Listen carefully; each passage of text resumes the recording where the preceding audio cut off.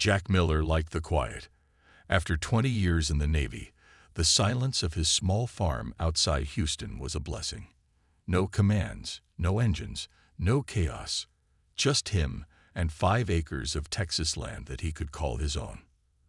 That quiet ended on a Tuesday night in October when something crashed in his backfield. Jack was sitting on his porch, nursing a beer when the night sky lit up bright blue. A streak of light cut across the stars and slammed into the ground about 200 yards from his house. The impact shook the earth beneath his feet. Most people would have called the police or maybe run away. Jack Miller wasn't most people.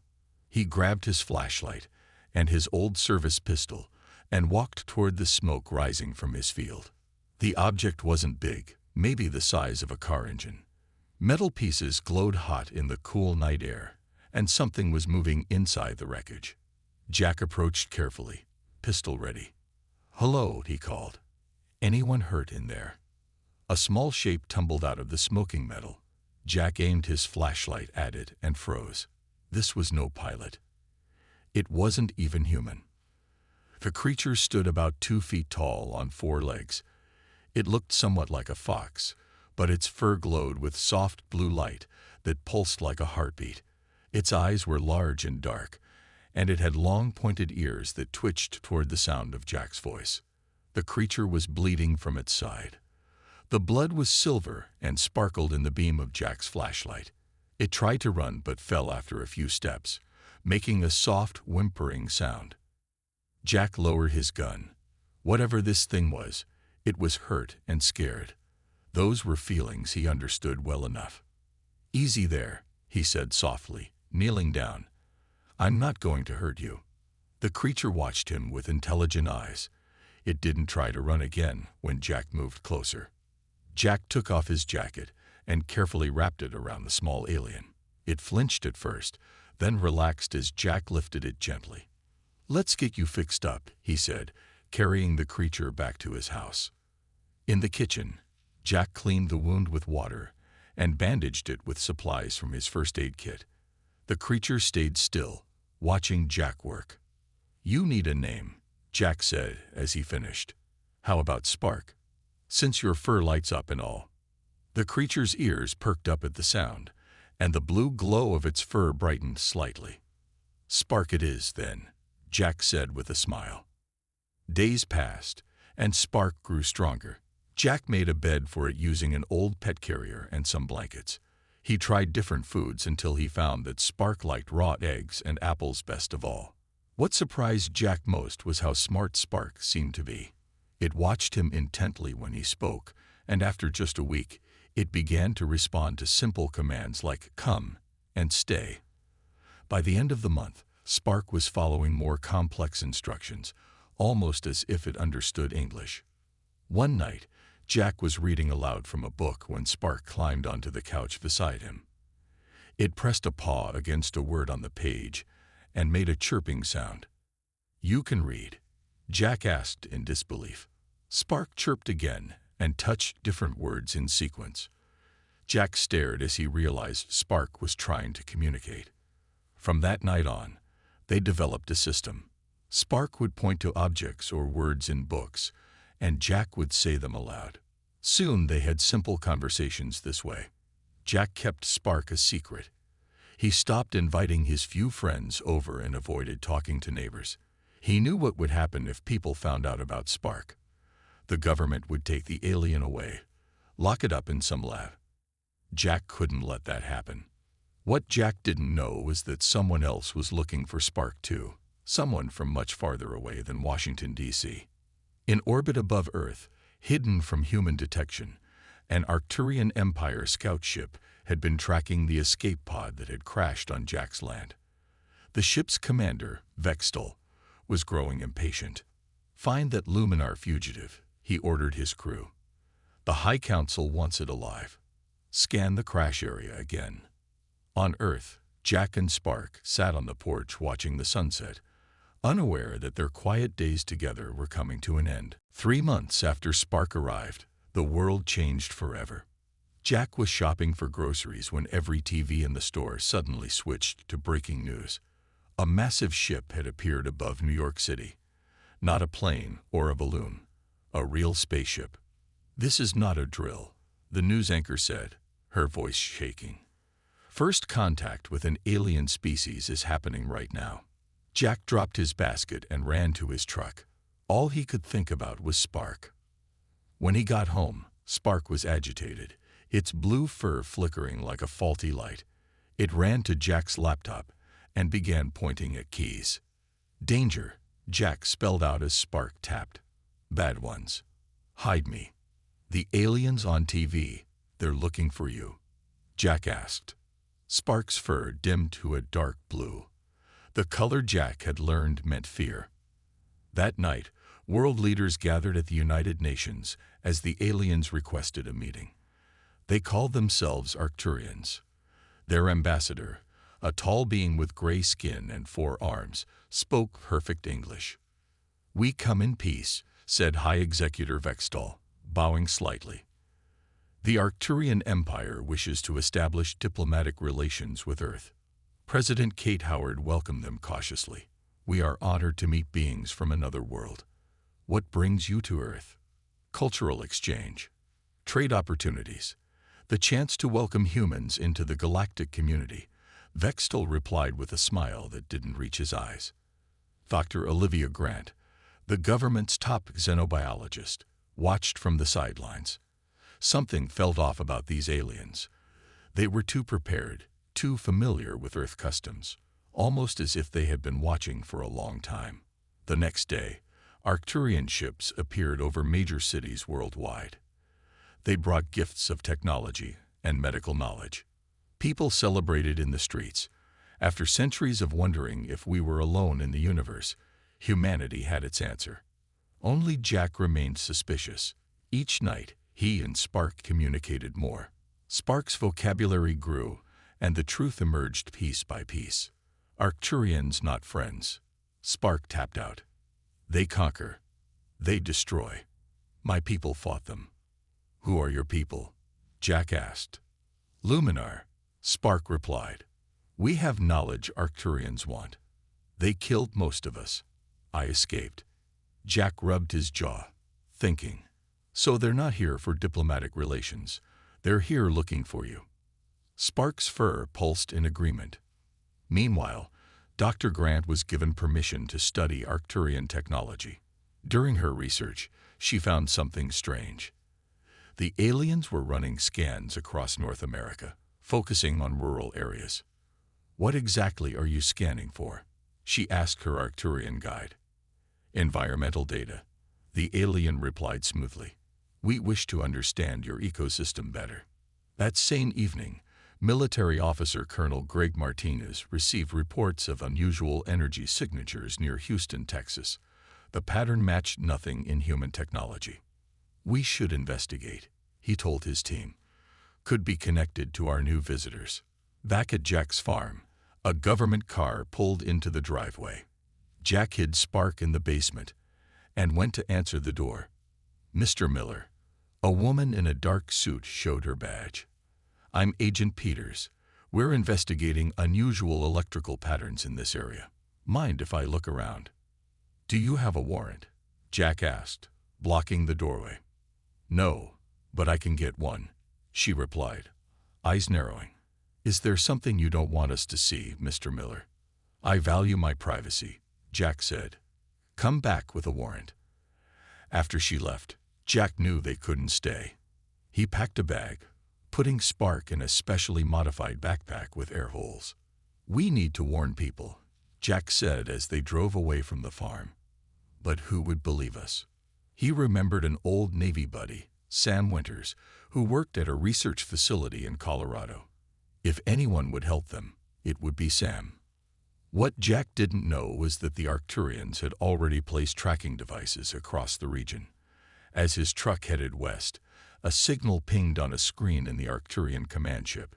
"Movement detected," reported an Arcturian officer. "Possible Luminar energy signature heading west from Houston." High Executive Vextal smiled coldly. "Dispatch the hunters. I want that creature alive." The hunt had begun. Jack drove through the night, stopping only for gas and food. Spark stayed hidden in the backpack, barely moving. By dawn, they'd reached Sam's house in a small town outside Denver. Sam Winters lived alone in a cabin surrounded by pine trees. When he opened the door and saw Jack, his face broke into a smile. "Jack Miller, it's been years." Sam's smile faded when he saw Jack's serious expression. "What's wrong?" "I need your help," Jack said. "And you need to promise not to freak out." Inside the cabin, Jack carefully opened his backpack. Spark peeked out, its fur glowing dim blue in the morning light. Sam jumped back. "What the hell is that?" "This is Spark," Jack said. "He's what the Arcturians are really looking for." Over coffee, Jack explained everything. Sam listened without interrupting, his face growing more concerned with each word. "So these aliens are basically space conquerors," Sam said when Jack finished. "And they've nearly wiped out Spark's people." "Yes," Jack said. "And if they find him, they'll kill him." Sam rubbed his chin. "I have a friend who might help us. Becky Allen. She used to work in tech for the military before she retired. Lives about an hour from here." That afternoon, they drove to Becky's house. She was a short woman with gray hair and sharp eyes. When she saw Spark, she didn't seem surprised at all. "I've been monitoring strange signals since the Arcturians arrived," she told them. "I knew something was off." Becky took them to her basement. One wall was covered with computers and screens showing maps and data. "The Arcturians have launched hundreds of small drones," she explained. "They're scanning for something with a very specific energy signature." She looked at Spark. "I'm guessing it's you they're looking for." Spark's fur pulsed in agreement. "Can we block their scans?" Jack asked. Becky smiled. "I think so. The drones use a frequency I've never seen before, but it's not impossible to jam." She pointed to a metal box on her workbench. "I've been working on this. It should create a field that hides Spark's energy signature." For the next few days, they stayed at Becky's house.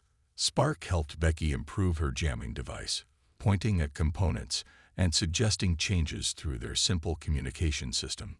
"He's incredibly smart," Becky said to Jack. "His species must have amazing technology."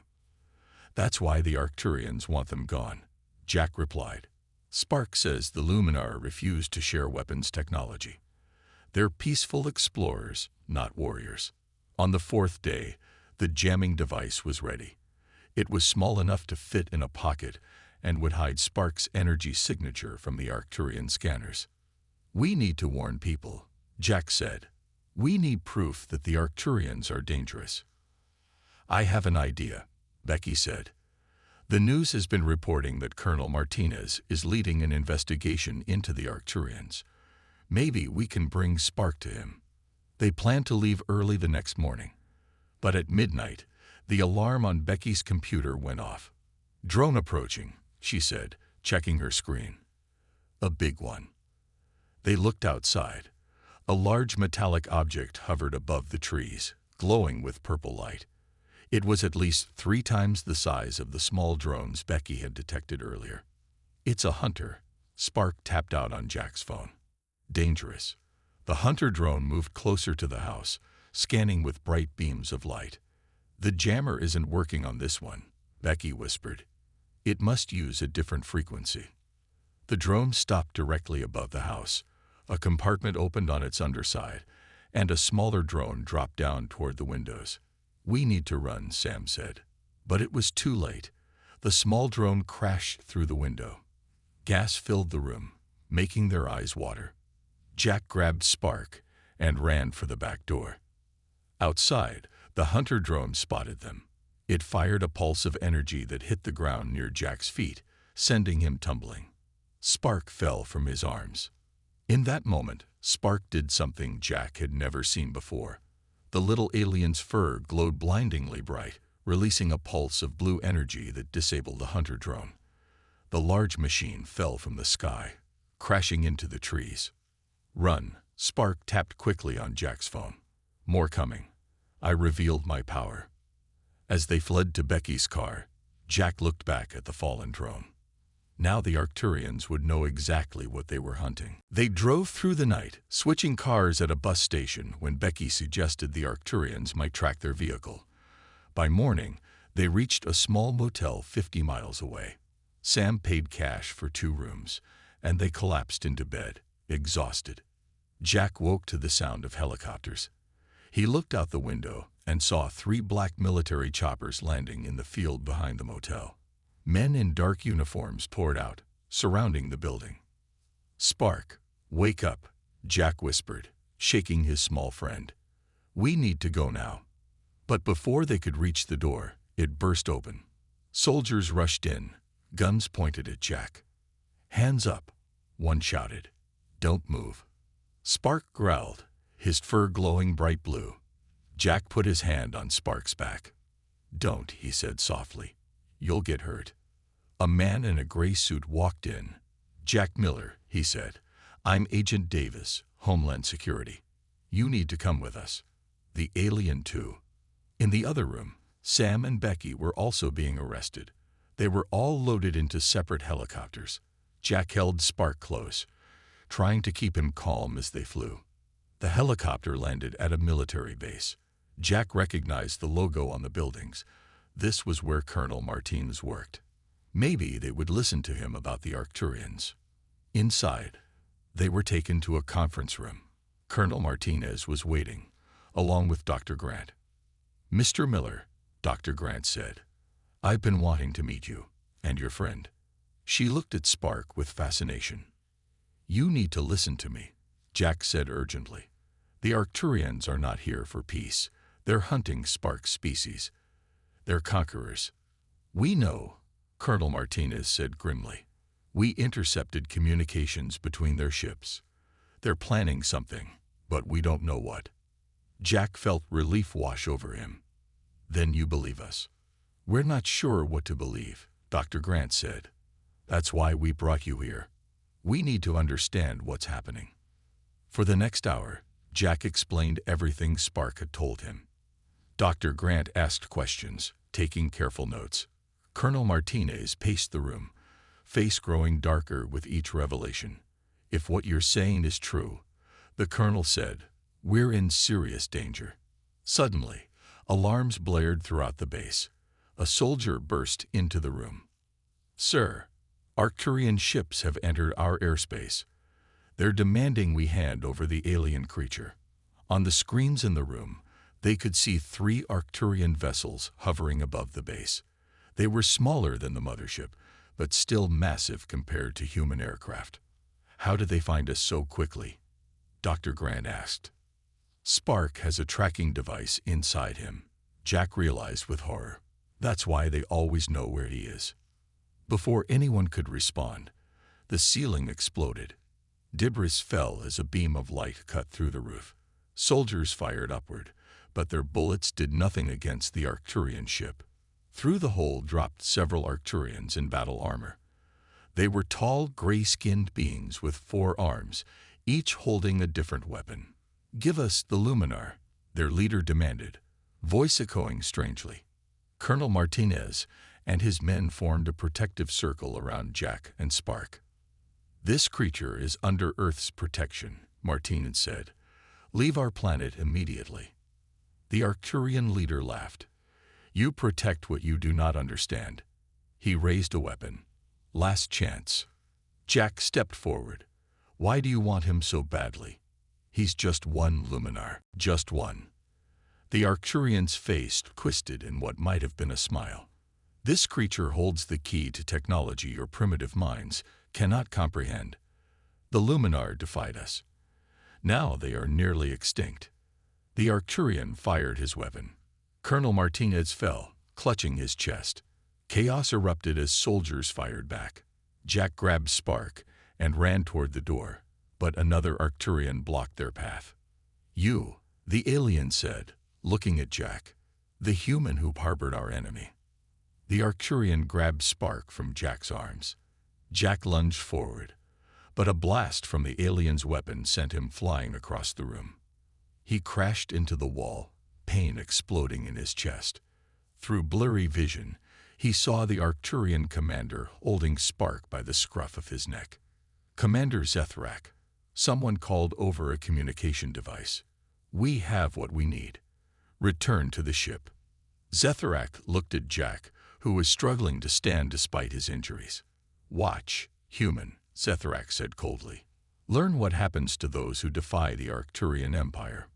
With one swift motion, Zethrak pulled out a blade and drove it into Spark's body. Spark's blue glow flickered, then faded completely as Zethrak dropped him to the floor. "Your pet is dead," the commander said. "Be grateful we do not destroy your entire world for this interference." Jack crawled toward Spark's small broken body as the Arcturians retreated.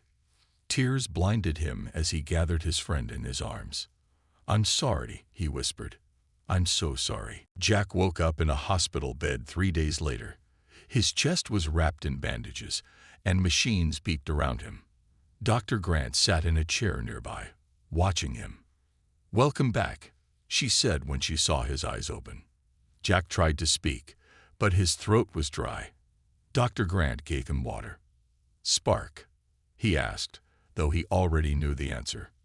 Dr. Grant's eyes were sad. "I'm sorry, Jack." Jack turned his face away, tears rolling down his cheeks. For a moment, neither spoke. "There's something you should know," Dr. Grant finally said. "The Arcturians broadcast Spark's execution on their communication channels. They wanted to show their power." Jack's hands curled into fists. "They killed him to make a point." "Yes, but they made a mistake," Dr. Grant said. "Our satellites picked up the broadcast. The whole world saw what they did." She turned on the TV in the room. Every channel showed protests in cities around the world. People carried signs with pictures of Spark, taken from the Arcturian broadcast. The signs read "Justice for Spark" and "Humanity stands together." "People are furious," Dr. Grant explained. "President Howard tried to keep things diplomatic at first, but the public pressure is too great. This morning, she ordered all Arcturian ships to leave Earth space immediately." Jack sat up despite the pain. "What did they say?" "They laughed. Said we have no power to make demands." Dr. Grant's eyes hardened. "But they don't understand humans very well." A nurse brought in a wheelchair, and Dr. Grant helped Jack into it. She wheeled him down the hallway to a large conference room. Inside, Colonel Martinez sat at a table with Sam, Becky, and several military officers Jack didn't recognize. Martinez had a bandage on his shoulder where the Arcturian had shot him, but he stood when Jack entered. "Miller," he said with a nod. "Glad you're still with us." "What is this?" Jack asked, looking around the room. "This," Martinez said, "is the beginning of Earth's response." On screens around the room, Jack saw factories working at full speed, producing what looked like weapons and ships. "Every nation on Earth has joined forces," Martinez explained. "For the first time in history, we are truly united." Becky stepped forward. "Before they killed Spark, I recorded everything he taught us about Arcturian technology. Their ships have a weakness. They can't handle certain electromagnetic frequencies. The same frequencies that Spark used to disable that hunter drone," Sam added. Martinez pointed to blueprints on the table. "We're building weapons based on that knowledge, and ships. We've already captured several Arcturian scout vessels. Our engineers are studying them, figuring out how they work." Jack looked at the plans, hardly believing what he was seeing. "You're planning to fight back against their entire empire." "They killed one of our own," Dr. Grant said quietly. "Spark may not have been human, but he was under our protection. We won't let that stand." President Howard appeared on the main screen, addressing the room. "The Arcturians have underestimated us," she said, her face grim. "They think we're primitive, weak. They think we'll accept their violence and tyranny." Everyone in the room stood a little straighter as she continued. "They don't understand what happens when humans unite. They don't understand what we're capable of when someone harms one of our own. For too long, we've fought each other. Now we have a common enemy." She looked directly at the camera. "Jack Miller, on behalf of all humanity, I promise you this. Spark's death will not be in vain. The Arcturians think they can kill without consequences. They're about to learn how wrong they are." Jack felt something stir inside him. Not just grief and anger now, but purpose. Martinez placed a small box on the table and opened it. Inside was a glowing blue crystal. "We found this in Spark's body," he said. "It's some kind of data storage device. We think it contains information about Arcturian weaknesses, their fleet positions, maybe even the locations of their homeworlds." Jack reached out and touched the crystal. It pulsed slightly, as if responding to him. "Spark gave us everything we need," Becky said softly. "He's still helping us, even now." Jack looked around at the determined faces in the room. "So what's the plan?" Martinez smiled grimly. "We're going to hit them where it hurts. We're going to show them what happens when you anger the human race." On the screens, the first of Earth's new warships rolled out of its hangar, gleaming in the sunlight. Its name was painted on the side, HSS Spark. 6 weeks passed. Earth transformed in ways no one could have imagined before. Old enemies became allies. Scientists and engineers worked around the clock. Factories that once made cars now built spacecraft parts. Jack spent most of his time in training. Despite his injuries, he insisted on joining the first mission against the Arcturians. No one argued with him. Everyone knew what he had lost. "You're getting better," Colonel Martinez said as they finished another combat simulation. The colonel had personally trained Jack and 20 other soldiers for space combat. "I need to be ready," Jack replied, removing his training helmet. "The Arcturians won't be easy to beat." Martinez nodded. "No, they won't. But they've never faced humans before." The next day, President Howard called a meeting with all mission leaders. Jack sat between Dr. Grant and Becky as the president entered the war room. "The Arcturians have ignored our final warning," President Howard said. "They still have ships in our solar system. It's time to show them we're serious." She turned to Martinez. "Colonel, is your team ready?" "Yes, Madam President," Martinez answered. "Operation Vengeance is ready to launch." The plan was simple but dangerous. A small team would travel to the Arcturian command ship currently orbiting Mars. They would pretend to offer peace talks. Once aboard, they would use a device Becky created to disable the ship's systems. "Remember," Becky said as they suited up later that day, "this device mimics Spark's energy pulse. It will knock out their systems for exactly 5 minutes. That's all the time you'll have to download their navigation data." Jack checked the special weapon at his side. A pistol that fired pulses of the same energy frequency Spark had used against the Hunter drone. 5 minutes will be enough," he said. The human ship approached the Arcturian vessel slowly. It was small and unmarked, designed to look like a diplomatic shuttle. Jack, Martinez, and 3 other soldiers waited inside, dressed in formal clothes that hid their weapons. "Remember," Martinez told his team, "we act peaceful until we're on the bridge. Then we hit them hard and fast." The Arcturian ship allowed them to dock. 2 guards met them at the airlock. "The High Commander will see you now," one said in heavily accented English. They were led through corridors filled with strange technology. Jack memorized the path, noting the location of escape pods as they passed. The bridge was a large round room with screens showing stars and planets. Commander Zethrak stood in the center, the same Arcturian who had killed Spark. Jack's hand twitched toward his hidden weapon, but Martinez gave him a warning look. "So," Zethrak said, "humans wish to surrender at last." Martinez stepped forward. "We wish to discuss terms that would benefit both our species." Zethrak laughed. "There are no terms. You will submit to Arcturian rule or be destroyed." Martinez glanced at Jack and nodded slightly. "Actually," Jack said, pulling out Becky's device, "we have different plans." He activated the device. A blue pulse, just like Spark's, spread through the room. The lights flickered and died. Screens went dark. The Arcturians stumbled, their own technology in their suits shorting out. "Now," Martinez shouted. They drew their weapons and stunned the Arcturians on the bridge. Jack ran to the main computer and plugged in a drive that Becky had prepared. It would copy the Arcturians' navigation data, the locations of their fleet, their bases, and their homeworlds. 3 minutes left, Martinez called, watching the time. Jack worked quickly. The data began to transfer. On a screen nearby, he saw something that made his blood run cold: plans for a massive attack on Earth. The Arcturians had never intended peace. They were preparing to wipe out humanity. "They're planning to attack Earth with their entire fleet," Jack said. "Next week."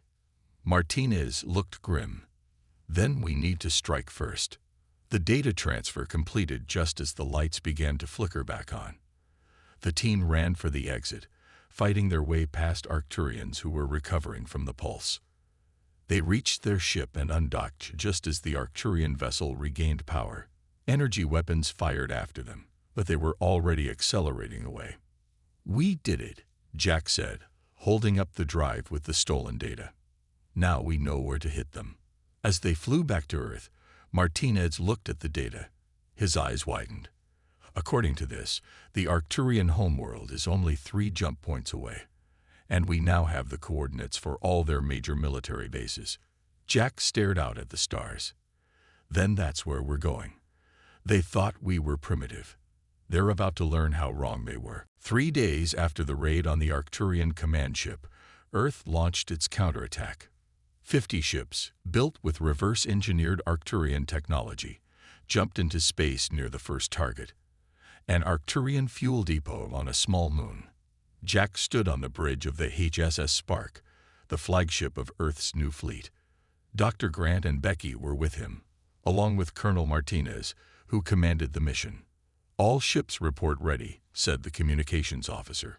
"Weapons charged and locked on target." Martinez looked at Jack. "Would you like to give the order?" Jack nodded. He thought of Spark's small body, of the light fading from his fur as he died. Fire.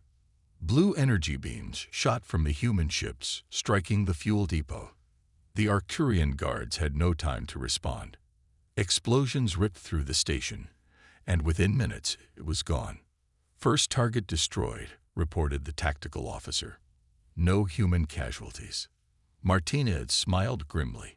"Move to the next target." For 2 weeks, the human fleet jumped from one Arcturian outpost to another. They destroyed supply depots, communication relays, and military bases. They never stayed long enough for the Arcturians to mount a proper defense. After each attack, they'd broadcast a message on Arcturian frequencies. "Remember, Spark, this is humanity's response." On the 15th day, they received an unexpected message. It came from a small planet called Narration, which the Arcturians had conquered 50 years earlier. "People of Earth," said an alien with purple skin and 4 eyes, "we have heard your broadcasts. We too suffered under Arcturian rule. They destroyed our culture and enslaved our people. We wish to join your fight." Similar messages came from other conquered worlds. The Arcturians had made many enemies across the galaxy. Now those enemies saw a chance for freedom. "We could have allies," Dr. Grant said excitedly. "Other species who hate the Arcturians as much as we do." Jack studied the star map showing Arcturian territory. "If these other species rise up while we attack from the outside, the Empire would collapse," Martinez finished. They made plans to meet with representatives from these other worlds. On a neutral moon far from Arcturian patrols, ships from 7 different species gathered. The meeting took place in an old mining facility. Jack was amazed at the diversity of the aliens. Some had multiple arms, others had skin that changed color, and one species communicated through light patterns on their bodies. "The Arcturians have ruled through fear for too long," said the leader of the Narrations. "But they have never faced an enemy like humans before. Your attacks have shown us they can be beaten." "We have ships," added a reptilian alien from a world called Vex, "but our weapons are no match for Arcturian shields." Becky stepped forward. "We can help with that. The frequency spark showed us works against all Arcturian technology. They shared their knowledge with their new allies. In return, the aliens provided valuable intelligence about Arcturian fleet movements and weak points in their defense systems. As they prepared to leave, Jack received an urgent message from Earth. He played it on the main screen. It showed President Howard looking worried. "The Arcturians have recalled their entire fleet," she said. "Our intelligence suggests they're massing for a major attack on Earth. They plan to make an example of us to prevent further rebellions." Jack looked at Martinez. "How soon?" 3 days, the colonel replied after reading the full report. "They're gathering near Jupiter, hundreds of ships." The alien representatives looked concerned. "That is their entire battle fleet," said the Narration leader.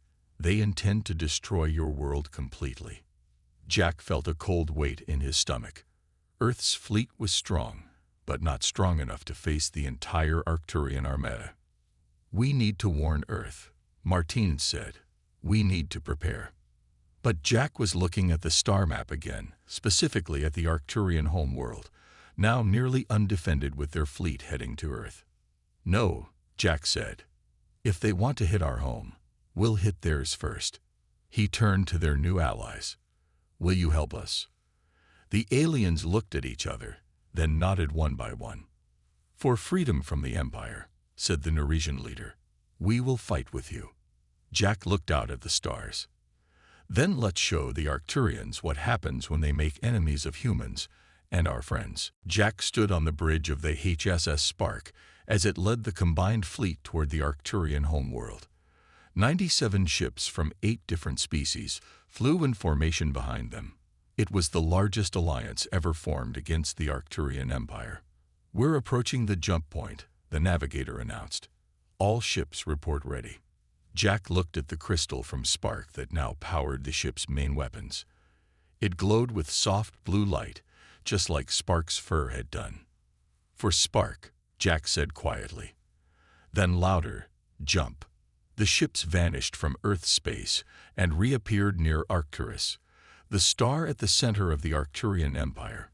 The homeworld, Arcturus Prime, hung in space before them. A massive planet with 3 moons and a ring of defense platforms. Alarms blared immediately as the Arcturians detected the fleet. "They're scrambling their remaining ships," Martinez reported. "About 30 defenders. The rest are still heading to Earth." "Begin the attack," Jack ordered. "Target their defense platforms first." Blue energy beams lanced out from the human ships, striking the orbital defenses. The alien allies followed, their weapons now modified with Spark's technology. Explosions bloomed in space as the platforms crumbled. The battle was fierce but quick. The Arcturians had left their homeworld vulnerable, never imagining anyone would dare attack it directly. "Their defenses are down," Becky reported from her station. "We have a clear path to the surface." Jack turned to Dr. Grant. "Send the message." Dr. Grant opened a channel to the Arcturian leadership. Jack stepped forward to speak. "This is Jack Miller of Earth. Your forces killed a being under our protection. You thought we were weak. You were wrong. Withdraw your fleet from Earth space immediately, or we will reduce your world to ash." The response came from High Executor Vextal himself, his face filled with rage on the screen. "You dare threaten the Arcturian Empire? Your primitive species will be exterminated for this." Jack smiled coldly. "Look outside, Vextal. Look what your arrogance has brought to your doorstep." He cut the transmission and turned to Martinez. "Target their government district. Show them we're serious." A single precise shot from the HSS Spark struck the capital city, destroying the Grand Palace of the Arcturian High Council. It was a surgical strike, avoiding civilian areas. "Another message coming in," the communications officer said. This time, it wasn't Vextal, but a different Arcturian. "Please," the alien said, "we are not all like our leaders. Many of us oppose the wars of conquest. Don't destroy our world." Jack looked at Martinez and Dr. Grant. They nodded in agreement. "We are not like you," Jack replied. "We don't kill innocent people. Order your fleet to return from Earth and surrender, or we will destroy your military bases one by one." While they waited for a response, news came from Earth. The Arcturian fleet had suddenly changed course. They were returning to defend their homeworld. "They took the bait," Martinez said. "Earth is safe." But Jack knew the battle wasn't over. Now we face their entire fleet. Prepare all ships. The Human-Alien Alliance formed a defensive line around Arcturus Prime. When the Arcturian fleet arrived, they found their homeworld held hostage by those they had once considered inferior. Commander Zethrak led the Arcturian fleet. His face appeared on the screen, hatred burning in his eyes. "You think you've won, human. We will destroy you all." "You could," Jack agreed, "but your world would still burn. Is your pride worth your civilization?" For several tense minutes, no one moved. Then, one by one, the Arcturian ships powered down their weapons. "This isn't over," Zethrak growled. "You're right," Jack said. "It's just beginning. Your empire is finished. The species you conquered are free now." In the days that followed, the Arcturian Empire collapsed. With their homeworld under Allied control and rebellions on dozens of planets, they had no choice but to surrender. 1 month later, Jack stood on a hill outside his rebuilt farm in Texas. In his hands, he held a small container with Spark's remains. Dr. Grant had recovered them after the battle at the military base. "You changed everything, friend," Jack said softly. He opened the container and let the ashes scatter in the wind. They glowed faintly blue as they drifted upward toward the stars. Somewhere in those stars, the worlds Spark had known were free again, and humanity had found its place in the galaxy, not as conquerors like the Arcturians, but as liberators and protectors of those who couldn't protect themselves.